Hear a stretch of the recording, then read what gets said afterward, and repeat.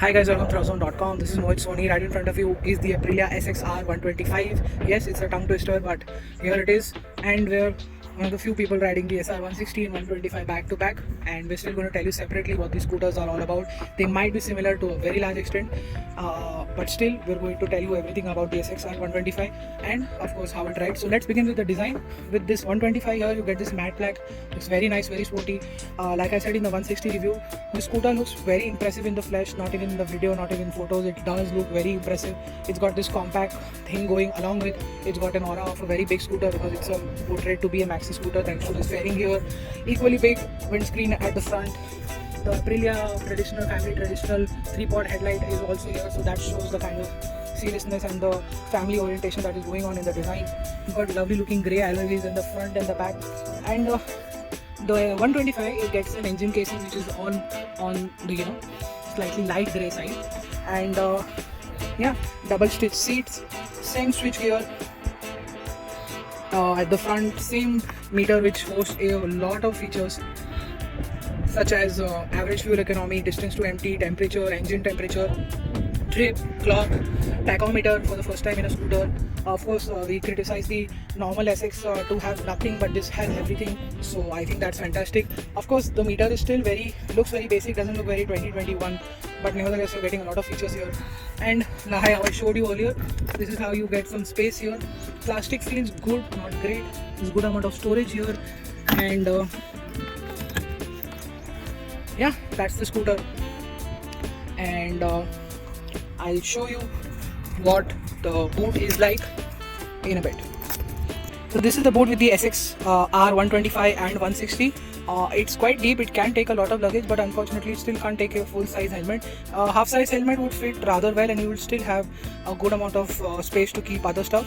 It's well lit here, it's got a light, that's the petrol cap, and this is where you get the toolkit and everything which is here, and this is place where you can is the place where you can keep other stuff, but it's bolted, so it's only used while serviced with your technician. And there's a good amount of space here. There's this clip as well, which is rather oddly done, and overall fit finish quality on the inside and outside is good. The plastics could have been better. Finishing is good, not great, and yeah, that's the boot for you.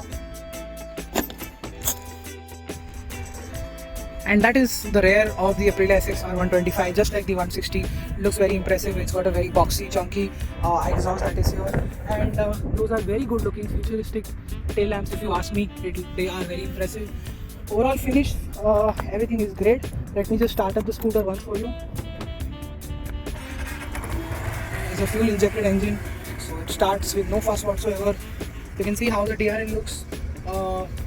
The LED lights look. They look like DRLs from a far away aspect, but it's not.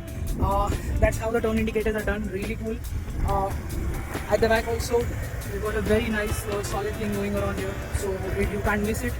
And overall, as you can see, there are some vibrations with the SXR 125 initially discussed while we are riding, and that's the floorboard. Good, not great. This intrusion here sort of takes away that space, but I think it's good enough. It's not meant to be that practical, but it still is, so we'll have to give it to Aprilia designers getting everything properly right. And that is it. That is the SX 125, and now let's get to the riding part.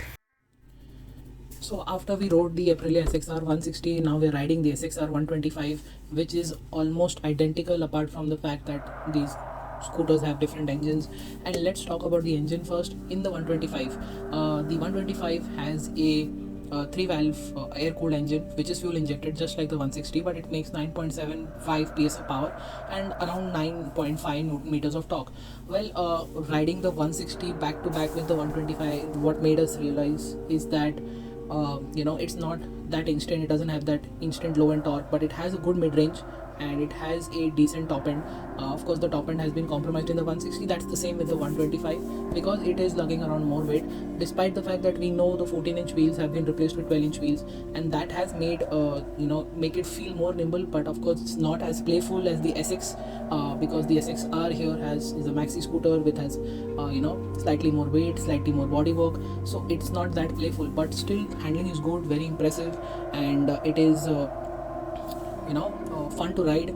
It's most importantly just like the SXR 160 review, where we told you that it's a very comfortable scooter for all ages, because of the riding position, because the handlebars are raised, and that makes it a very competent scooter for the entire family. You can also have fun, and you know, your family members slightly aged can also be very comfortable, because the ride quality is very impressive.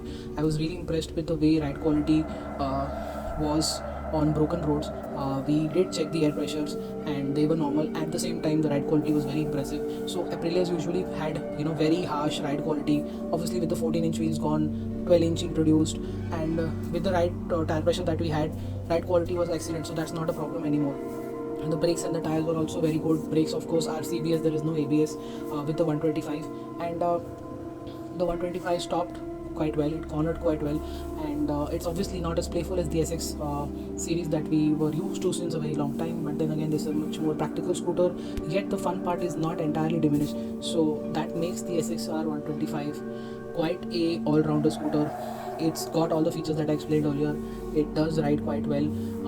It is dynamically capable. It is comfortable. It is practical, and that makes the SXR 125 a package that you should look into. Of course, you would tell me that the pricing is a little higher, but then again, you're getting a lot of stuff for your money, and I think that's where you can, make sure that you are getting good value with the scooter, because there is performance, there is the good style, there is the practicality, there is the comfort. We've not seen that package from Aprilia. Of course, everything has been at a premium with Aprilia, but this time the price is higher, but it's not completely void of the value quotient, and that's what makes the SXR 125 a scooter to be considered in this segment, despite on-road pricing reaches around 130 1.35 lakhs, and somewhere around 1.3 lakhs.